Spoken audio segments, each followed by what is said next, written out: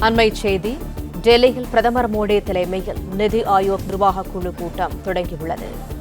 முதலமைச்சர் மு.க.ஸ்டாலின் உட்பட பல்வேறு மாநிலங்களின் முதலமைச்சர்கள் இந்த கூட்டத்தில் பங்கேற்றிருக்கிறார்கள்.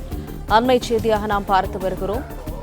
டெல்லியில் பிரதமர் மோடி தலைமையில் நிதி ஆயோக் நிர்வாகக் குழு கூட்டம் தொடங்கியிருக்கிறது.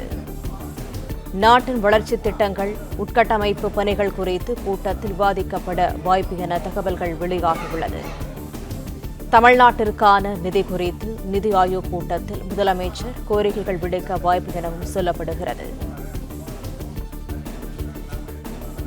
டெல்லியில் பிரதமர் மோடி தலைமையில் நிதி ஆயோக் நிர்வாகக் குழு கூட்டம் தொடங்கியிருக்கிறது. முதலமைச்சர் மு.க.ஸ்டாலின் உட்பட பல்வேறு மாநிலங்களின் முதலமைச்சர்கள் இந்த கூட்டத்தில் பங்கேற்றிருக்கிறார்கள். கூடுதல் தகவல்களை தருகிறார் எமது செய்தியாளர் ராஜகுமரன். வணக்கம், விவரங்கள் என்ன?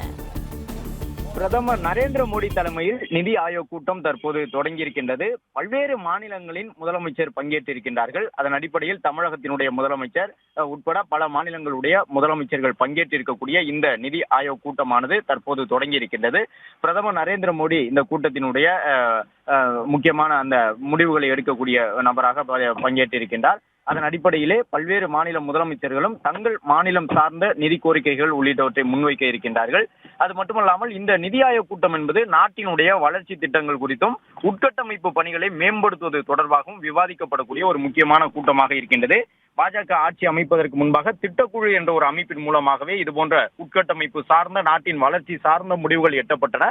அதன் பிறகு அந்த திட்டக்குழு கலைக்கப்பட்டு அனைத்து மாநிலங்களுடைய முதலமைச்சர்களும் பங்கேற்கக்கூடிய விதமாக மாநிலங்களுடைய குரலுக்கு செவிசாய்ப்பதற்கான ஒரு வாய்ப்பை உருவாக்கக்கூடிய விதமாகத்தான் இந்த நிதி ஆயோக் என்ற அமைப்பு உருவாக்கப்பட்டதாக தெரிவித்திருந்தார்கள். அதன் அடிப்படையில் இன்று நடைபெறக்கூடிய இந்த கூட்டத்திலும் பல்வேறு முதலமைச்சர்கள் பங்கேற்றிருக்கின்றார்கள். தமிழக முதலமைச்சரும் பங்கேற்றிருக்கின்றார். தமிழக முதலமைச்சரை பொறுத்தவரை இந்த நிதி ஆயோக் கூட்டத்தில் இந்த முறை நேரில் சென்று பங்கேற்பதற்கு சில முக்கியமான காரணங்கள் உண்டு. வழக்கமாக மாநில நிதியமைச்சர் தங்கம் தென்னரசு தான் இந்த கூட்டத்தில் பங்கேற்பார். இந்த முறை முதலமைச்சரே சென்று இந்த கூட்டத்தில் பங்கேற்றிருப்பதற்கு பின்னால் பல காரணங்கள் இருப்பதாக சொல்லப்படுகின்றது. அதன்படி தமிழகத்திற்கான நிதி ஒதுக்கீடு தொடர்பாக சில முக்கிய கோரிக்கைகளை பிரதமரை நேரில் சந்தித்து வழங்குவதற்கு அல்லது நிதி ஆயோக் கூட்டத்தில் தமிழக முதலமைச்சருக்காக அந்த பேசக்கூடிய நேரம் வரும் பொழுது அது தொடர்பான கோரிக்கைகளை எழுப்புவதற்கான ஒரு வாய்ப்பும் இருக்கின்றது.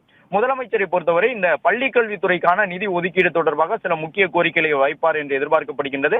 மேலும் நிலுவைத் தொகையாக தமிழகத்திற்கு மத்திய அரசிடமிருந்து வழங்கப்பட உள்ள தொகைகள், அது தொடர்பான கோரிக்கைகளையும் முதலமைச்சர் முன்வைக்க இருக்கின்றார். அது மட்டுமல்லாமல் பேரிடர் கால நிவாரண நிதிகள் தொடர்பாக ஒரு சில கோரிக்கைகளை ஏற்கனவே தமிழ்நாடு அரசு முன்வைத்திருந்தது. அது தொடர்பாகவும் இன்று பிரதமர் தலைமையில் நடைபெறக்கூடிய இந்த நிதி ஆயோக் கூட்டத்திலே ஒரு சில கோரிக்கைகளை தமிழக முதலமைச்சர் முன்வைப்பார் என்று எதிர்பார்க்கப்படுகின்றது. இவ்வாறு ஒவ்வொரு மாநிலத்தினுடைய முதலமைச்சர்களும் தங்கள் மாநிலம் சார்ந்த கோரிக்கைகளை முன்வைப்பார்கள். வரி பகிர்வில் தங்களுடைய மாநிலத்திற்கு தேவையான நிதியை உயர்த்தி வழங்க வேண்டும் என்பதற்கான கோரிக்கையினையும் மாநிலத்தினுடைய முதலமைச்சர்கள், மாநிலத்தின் சார்பாக பங்கேற்றிருக்கக்கூடிய அமைச்சர்கள் முன்வைப்பார்கள்.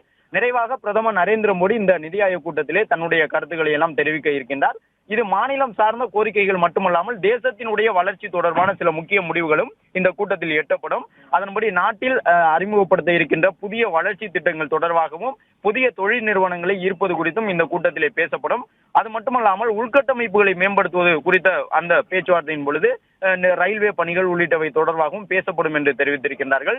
பிரதமர் நரேந்திர மோடி தலைமையில் நடைபெறக்கூடிய இந்த நிதி ஆயோக் கூட்டமானது இன்று மாலை வரை நடைபெறும் என்ற தகவலையும் குறிப்பிட்டிருக்கின்றார்கள்.